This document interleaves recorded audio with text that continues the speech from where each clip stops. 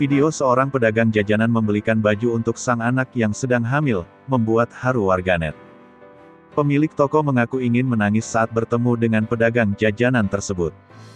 Kisah yang diunggah akun TikTok @selviasari7, Selasa tanggal 20 Juli tahun 2021, itu menjadi viral di media sosial. Dalam video tersebut, terlihat seorang pria tengah melihat-lihat baju di sebuah toko pakaian.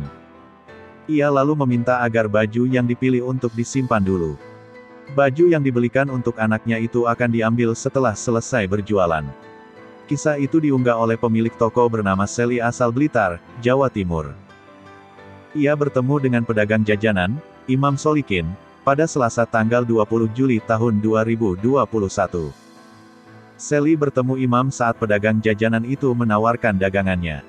Pedagang tersebut lalu melihat-lihat pakaian di toko milik Sally. Beliau jual jajanan basah keliling, lalu mampir ke toko untuk menawarkan jajanan, ujarnya kepada Tribun News, Rabu, tanggal 25 Agustus tahun 2021. Lalu beliau permisi ke saya mau lihat baju-baju yang saya jual. Saat melihat baju-baju, beliau ambil 2 daster dan 1 dress, ungkapnya. Pak Imam, minta ke saya untuk disimpankan dahulu.